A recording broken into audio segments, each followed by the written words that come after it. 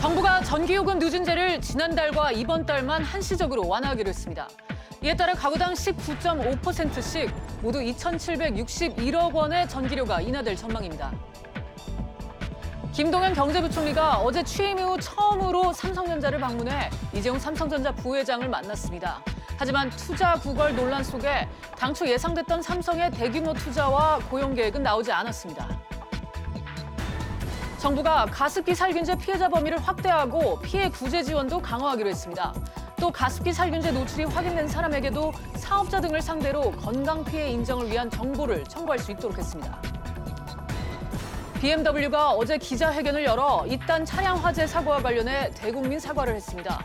BMW는 하드웨어 부품 문제라는 기존 설명을 되풀이하며 소프트웨어 문제는 관련성을 부인했지만 소비자들의 불안감은 확산되고 있습니다. 이상 이 시각 주요 뉴스입니다.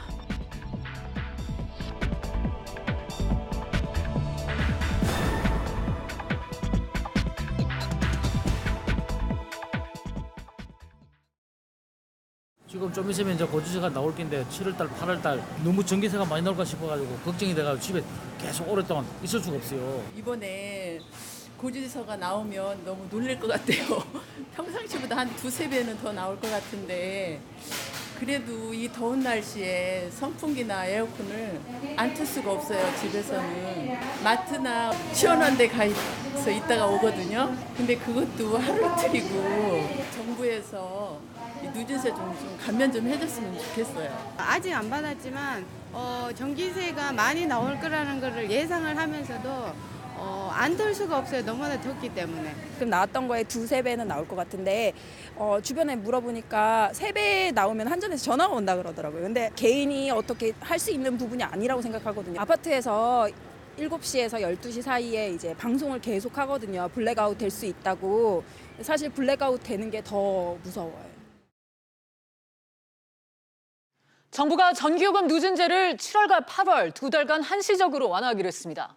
누진제 구간에 늘리는 방식으로 총 2,761억 원, 가구당 19.5%의 인하 효과를 얻을 걸로 보입니다. 취재기자 연결해 자세한 내용 알아보겠습니다. 이할라 기자. 네, 이할라입니다. 네, 당정이 구체적인 전기요금을 인하 방안을 내놨다고요? 네, 당정은 오늘 오전 이 폭염으로 인한 전기요금 지원 대책을 논의했는데요.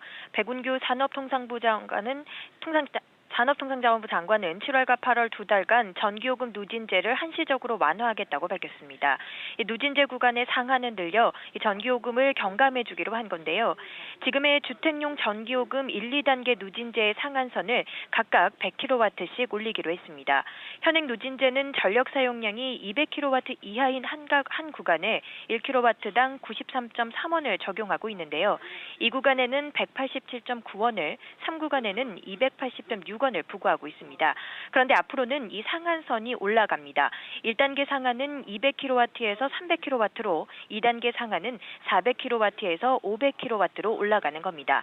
당정은 이런 방식으로 전기료가 2,761억 원 인하되고 가구당 19.5%가량의 요금 부담이 감소할 것으로 기대했습니다. 해당 인하는 7월분부터 소급 적용될 예정입니다. 네, 이자 여기에 저소득층을 배려한 인하 방안도 담긴다고요? 네, 사회적 배려 계층에 대한 냉방 지원 대책도 마련됩니다. 최대 68만 가구로 추정되는 사회적 배려 계층에 대한 이 냉방 지원 대책이 마련되는 건데 출산 가구에 대한 지원도 이뤄집니다. 출산 후 1년 이하 영유아에서 3세 이하로 확대해서 46만 가구를 대상으로 250억 원을 추가 지원할 방침입니다. 지구온난화에 따른 변화에 대응한 법적 제도도 제정비될 예정인데요. 이 폭염을 비롯해서 한파도 재난으로 분류하는 법 개정을 이달 중에 완료하겠다는 방침입니다. 아울러 중장기적으로는 누진제 개선 방안에 대해 검토한다는 입장입니다. 지금까지 SBS CNBC 이할라입니다. 앞으로 골프장 캐디와 보험 설계사 등 특수 고용직 근로자들도 실업급여를 받을 수 있게 됐습니다. 일각에선 사업주 부담에 따른 일자리 감소를 우려하고 있는데요. 취재기자 연결해 자세한 내용 알아보겠습니다. 김한진 기자. 네, 김한진입니다. 네, 김 기자. 이 특수 고용직도 실업급여를 받도록 한다는 건데 배경을 간단히 설명해 주시죠. 네, 고용노동부는 지난 31일 열린 고용보험위원회에서 지난해 7월 국정과제로 선정됐던 특수고용근로자와 예술인 등의 고용보험 적용 방안을 심의 의결했다고 어제 밝혔는데요. 계약 기간이 짧고 불안정한 일자리 특성상 그간 사회보험 대상에서 제외됐던 특수고용직 근로자들에게도 고용보험 가입을 의무화하기로 한 겁니다. 특수고용직 근로자는 형식상으로는 개인사업자에 속하지만 사실상 임금근로자 성격을 지닌 이들을 말하는데요. 택배기사와 보험설계사, 골프장 캐디, 그리고 학습지 교사 등을 포함하고 인원은 최대 230명가량으로 추정됩니다. 네. 그럼 실업급여 수준도 일반 임금 근로자와 비슷한 건가요? 네, 실직하기 전 24개월 가운데 12개월 이상 보험료를 냈다면 일반 임금 근로자와 동일하게 가입기간과 나이에 따라 최소 90일에서 최대 240일 동안 월 평균 보수의 50% 수준, 하루 상한액 6만 원의 실업급여를 받게 됩니다. 조건은 비자발적 이유로 인한 이직이어야 하고 일정 수준 소득이 줄어든 데 따른 이직 또한 정당한 사유로 보기로 했습니다. 출산 전후 휴가급여도 받게 되는데요. 다만 육아기간 중에 소득이 없다는 사실을 객관적으로 확인하기 힘들다는 이유로 육아휴직 급여 대상에서는 빠졌습니다. 네. 김 기자, 보험료 납부 부담은 어떻게 나눠지는 겁니까? 네, 특수고용직 근로자와 해당 사업주가 절반씩 공동으로 부담합니다. 일반 임금 근로자의 경우 현재 노사가 각각 월급의 0.65%씩 내는데요. 특수고용직은 이와 같거나 조금 낮은 요율이 적용될 것으로 보입니다. 이에 대해서 사업주들은 인건비 부담을 호소하며 반발할 것으로 예상되는데요. 계약을 맺은 특수고용직 근로자들의 수를 줄이고 외부 업체에 맡기는 움직임이 일어날 수 있을 것으로 보입니다. 특수고용 근로 당사자들도 반발할 수 있는데 고소득을 올리는 보험 설계사들의 경우 수익을 떼어 보험료를 내는 것이 탐탁지 않기 때문입니다. 일단 고용부는 다양한 노무 형태를 감안한 우선순위를 정해서 단계적으로 적용한다는 방침인데요. 늦어도 내년 하반기에는 시행될 전망입니다. 지금까지 SBS CNBC 김한진입니다. 김동연 경제부총리가 취임 이후 어제 처음으로 삼성전자를 방문했습니다. 세간의 관심을 모았던 대규모 투자와 고용 계획은 나오지 않았는데요. 윤지혜 기자와 자세한 얘기 나눠보도록 하겠습니다. 윤 기자, 네. 어제 이제 김동연 부총리와 이재용 삼성전자 부회장 첫 만남을 가졌죠? 네, 그렇습니다. 김 부총리는 어제 오전 삼성전자 평택 반도체 공장을 찾아 이 부회장을 만났습니다. 김 부총리는 지난해 12월부터 구본준 LG그룹 부회장과 정의선 현대차그룹 부회장, 최태원 SK그룹 회장 등 대기업 오너들을 잇따라 만났습니다. 국내 최대 대기업인 삼성전자 이 부회장과의 만남은 국정농단 사태 항소심이 진행 중임을 감안해서 그동안 미뤄져 왔습니다. 네, 뭐 궁금한 건 양측이 어떤 얘기를 오갔냐 한 거예요, 그렇죠? 네, 우선 김동연 경제부총리는 이재용 부회장에게 우리 경제에서 삼성의 역할이 중요하다면서 미래 성장 동력을 위한 선도적 역할을 수행하고 동방성장의 모범이 돼야 한다고 강조를 했습니다. 또 지배구조와 불공정 거래 개선에 앞장서달라고 주문을 했는데요. 이에 대해 이재용 부회장은 협력사와 상생 방안을 강화하겠다면서 1, 2차 협력사를 넘어서 3차 협력사까지 스마트 공장 구축 관련 지원을 늘리기로 했습니다. 또 그룹 차원에서 미래 먹거리로 힘을 쏟고 있는 바이오 산업 분야에서 규제 완화를 요청했습니다. 그렇군요. 자, 우리나라 경제 컨트롤 타워 그리고 재계 1위 총수의 만남이라서 이제 큰 주목을 받았었는데 어제 두 사람의 만남이 좀 다소 알맹이가 없어서 좀 어정쩡했다 이런 느낌을 좀 지울 수가 없거든요. 네, 김 부총리와 이 부회장의 회동에서 구체적인 투자와 고용 계획이 발표되지 않았기 때문인데요. 네. 삼성은 이번 김 부총리 방문에 맞춰 100조 원에 달하는 투자 고용 계획을 준비한 것으로 알려졌지만 결국 공개하지 않았습니다. 김 부총리 발언 직접 들어보시겠습니다.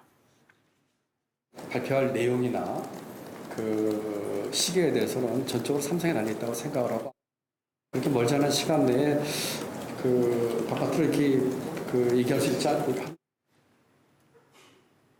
네, 그동안 김 부총리가 방문한 현대차와 SK 등 대기업들이 예외 없이 방문 당일 수십조 원에 달하는 투자 계획을 발표했던 것과는 사뭇 다른 모습입니다. 네, 이번 삼성 방문이 다른 기업을 방문할 때와 이제 차이가 있었던 것. 아무래도 요즘 논란이 되고 있는 뭐 투자 구걸 뭐 이것 때문이 아닌가 하는 생각이 드는데. 네, 맞습니다. 말씀하신 것처럼 청와대가 유독 김 부총리의 삼성 방문에 대해 재벌에 대한 투자 구걸 이런 표현을 쓰면서 제동을 건 것으로 알려졌는데요. 네. 정부 인사가 직접 기업 총수를 만나는 행보는 한마디로 재벌 팔비트기로 보일 수도 있고 정부가 강화하고 있는 재벌 개혁과도 상충한다. 이런 취지의 지적을 한 것으로 알려지면서 논란이 일었습니다. 이에 대해 김 부총리는 반박 입장문을 내고 해명을 했지만 논란이 쉽게 사그라들지는 못했습니다. 관련해서 김 부총리의 발언 보시겠습니다. 어떤 특정 기업에 저희가 그 일자리를 뭐라고 할까요? 종용 또는 구원 투수 그런 개념은 전혀 아니라고 이해를 했으면 좋겠고요. 네, 이런 분위기에도 삼성이 이 대규모 투자 계획을 내놓을 걸로 지금 예상이 되고 있는데 언제쯤 나올까요?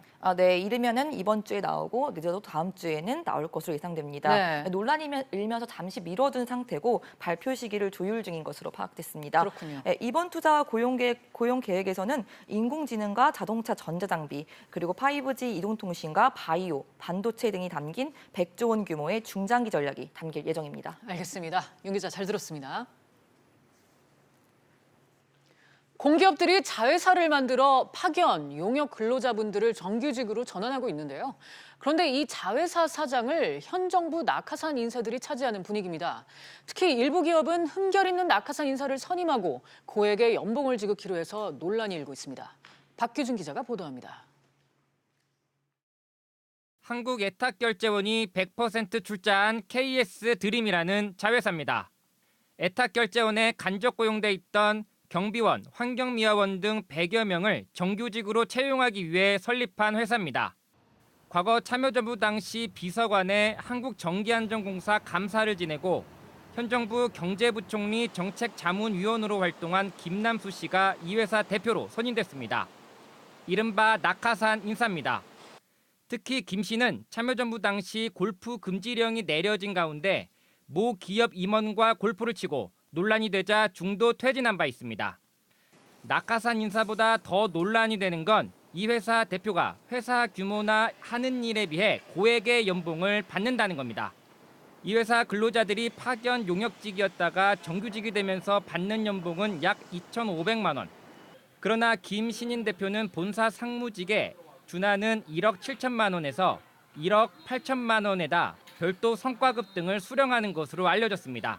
경우마다 다 다르고요. 뭐 거의 최저임금 수준으로 받고 있는 걸로 저는 파악을 하고 있습니다. 대표 연봉은 저희 회사 그 상무 수준으로 알고 있습니다. 저희 상무가 한 1억 한 7, 8천? 야당을 중심으로 낙하산 인사에 대한 비난이 나오고 있습니다. 기관 성격과 관련 없는 단순히 캠프에 일을 했다든가 전공 코드에 맞는 사람들이라고 해서 임명이 되고 그런 코드 인사는 지양이 돼야 된다. 정말로 바람직하지 않은 거죠. 공공기관 내 파견, 용역 근로자들의 정규직 전환이 자회사 설립을 통해 속속 이루어지는 가운데 자회사 CEO가 퇴직 공무원과 정치권 인사들의 자리 보장 자리로 전락하고 있습니다. SBS CNBC 박규준입니다. 가습기 살균제 피해자의 범위를 확대하는 내용의 특별법 개정안이 오늘 국무회의를 통과했습니다. 정부 지원도 강화가 되는데요. 자세한 내용 취재기자 연결합니다. 조슬기 기자. 네, 조슬기입니다. 네, 피해자 인정 범위 얼마나 확대되는 겁니까? 네, 현재는 가습기 살균제 사용에 따른 폐 섬유화 등 특이 질환을 앓고 있는 환자만 피해자로 구분됐는데요. 앞으로는 직접적인 피해를 인정받지 못하더라도 정부 심사를 거쳐 지원이 필요하다고 인정받은 사람도 피해자로 추가됩니다. 또 가습기 살균제 노출이 확인된 이들 피해자들이 단체를 구성하고 사업자 등에게 피해 관련 정보를 청구하는 것도 가능해집니다. 환경부는 오늘 이 같은 내용의 가습기 살균제 피해 구제를 위한 특별법 개정안이 국무회의를 통과했다고 밝혔습니다. 피해자 인정 범위가 넓어지는 만큼 정부의 재정 지원도 강화되는데요. 특별 구제 개정, 그러니까 소송을 통해 관련 기업으로부터 배상받기 어려운 피해자를 구제하기 위한 기금에 정부 출연금을 추가할 수 있는 조항이 새롭게 마련됐습니다. 네, 조 기자, 피해자들이 손해배상을 청구할 수 있는 기간도 늘어났죠? 그렇습니다. 가습기 살균제 피해에 대한 손해배상 청구권의 소멸시효 기간도 피해가 발생한 날 기준 20년에서 30년으로 연장됐습니다. 이렇게 되면 가습기 살균제가 출시된 1990년대 중반에 발생한 피해자들도 손해배상 청구가 가능해진다는 얘기입니다. 아울러 가습기 살균제 피해자에 대한 환경부 장관의 손해배상 청구권 대위 규정을 강행 규정에서 임의 규정으로 바꿨는데요. 쉽게 말해 정부로부터 구제 급여를 받을 때 사업자 등을 상대로 한 손해배상 청구권을 환경부 장관, 즉 제3자에게 넘기는 것을 전제로 한다는 내용이 삭제된 겁니다. 이는 손해배상 청구의 대위 행사가 불가능한 경우 피해자들에 대한 구제 급여 지급이 불명확해진다는 지적에 따라 지급 요건 문턱을 낮춘 겁니다. 지금까지 SBS CNBC 조슬기입니다. BMW가 최근 잇따른 차량 화재와 관련해서 뒤늦게 사과했습니다. 하지만 화재 원인은 기존의 EGR, 그러니까 하드웨어라며 일각에서 제기되고 있는 소프트웨어 결함 가능성은 부인했습니다. 박규영 기자와 함께 얘기 나눠보도록 하겠습니다. 박 기자, 네. BMW에서 어떤 입장을 내놨죠? 네, BMW는 독일 임원들까지 참석한 가운데 최근 화재 사고와 관련해 차주와 국민들에게 고개를 숙였습니다. 먼저 이야기 들어보시겠습니다. 무엇보다 가장 먼저 이번 화재 사고를 겪으신 사고 당사자 고객님들께 진심으로 사과와 유로의 말씀을 전해드립니다. BMW 그룹 본사에서도 이번 사안을 마음 무겁게 다루고 있으며 최우선적으로 해결하기 위해 모든 경영진도 매일 상황을 공유하고 있습니다. 자, 사과는 했는데 화재 원인과 관련해서는 뭐 해명이 있었습니까? 네, 그렇습니다. 결론부터 말씀을 드리면요. BMW 디젤 엔진에 있는 배기가스 재순환 장치, 그러니까 EGR에서 결함이 발생해 화재가 났다는 기존의 설명을 유지했습니다. 네. EGR 쿨러의 냉각수가 새면서 침전물이 쌓였고 여기에 고온의 가스가 노출되면서 화재가 났다는 건데요.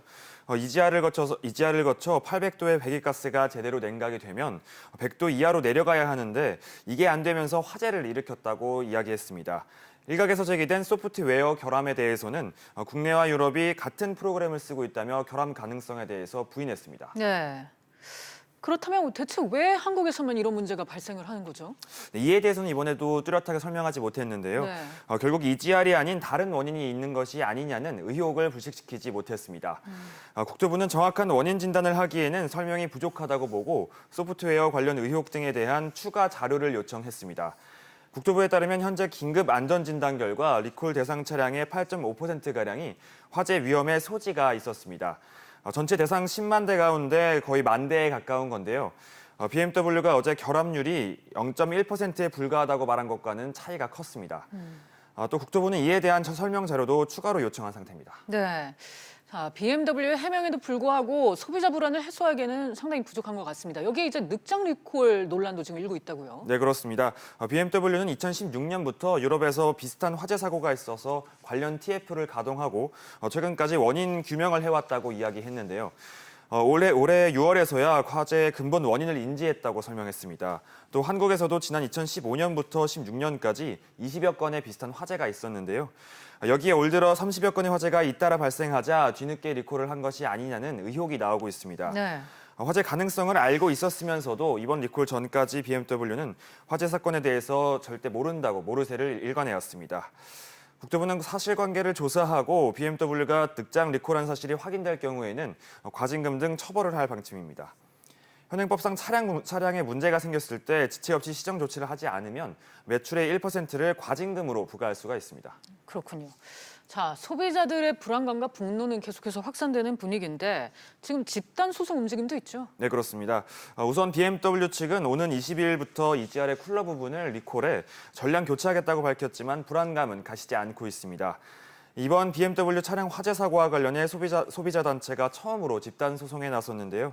한국소비자협회는 소송 지원단을 구성하고 약 100여 명의 집단 소송을 진행 중인데요. 오는 13일부터 2주간 소송 참여 희망자를 모집하고 있다고 밝혔습니다. 앞서 지난달 30일과 이번 달 3일 BMW 차량 소유자들도 개별적으로 소송을 진행 중입니다. 또 정치권에서도 징벌적 손해배상 제도를 도입해야 한다는 목소리가 커지고 있습니다. 네, 정확한 원인 파악 그리고 적확한 정부의 대응이 지금 시급해 보입니다. 지금까지 박규영 기자와 얘기 나눴습니다. 잘 들었습니다.